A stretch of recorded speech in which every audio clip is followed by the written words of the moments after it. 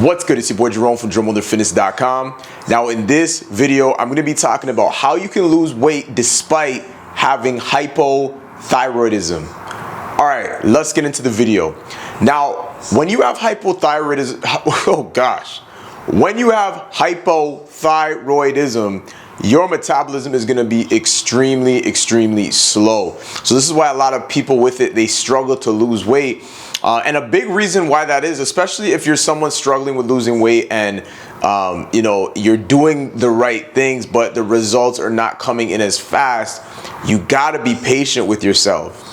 Okay, you gotta be patient because yeah, you may have a disadvantage because of the hypothyroidism, but that does not mean you can't get results. Okay, it definitely doesn't mean that. So I'm going to tell you guys some things that you can do to start seeing some results come in a lot quicker given the circumstance. So one thing you can do is exercise regularly. What a shock. All right, so when you exercise, especially strength training, you're building more muscle tissue. And the more muscle tissue one has in their body, the faster their metabolism is going to be. Right? So if you're doing strength training, you're building muscle, you're going to be burning more calories at rest, which means you're going to be more likely to be in a calorie deficit, okay, which is going to lead you to burn more fat. All right. Avoiding processed foods. So we're talking about the McDonald's, we're talking about, cakes, cookies, things in a box, junk food. All right, avoiding that at all costs, because when you have hypothyroidism, and this is why, like, even for me, I'm guilty of this. We can't just say, oh yeah, just calorie deficit, cut your calories and you lose weight. We have to understand that there's psychological things people deal with that make losing weight difficult, right? And physiological things. There's so many areas of the human body that can impact weight loss. So it's not as simple as just cutting calories, all right? So you may have experienced that. You may have cut calories before, done a bunch of cardio, and you're like, why am I still struggling, right?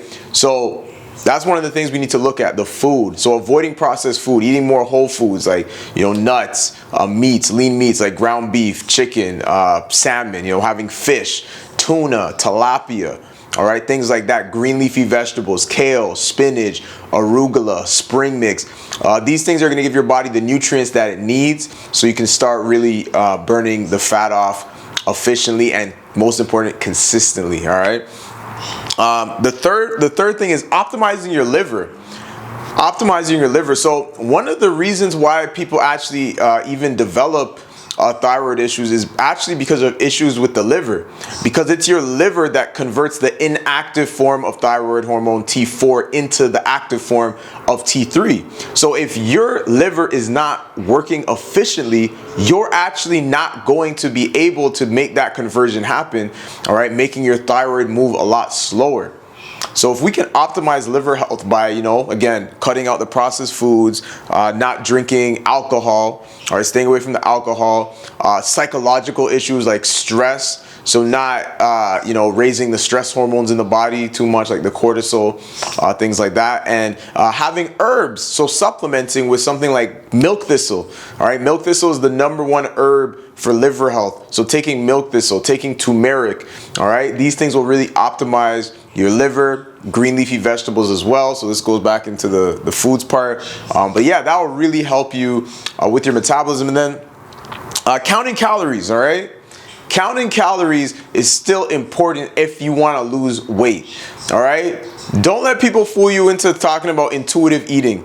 You could intuitively eat yourself into a food coma by having 4,000 calories, all right? You don't want that.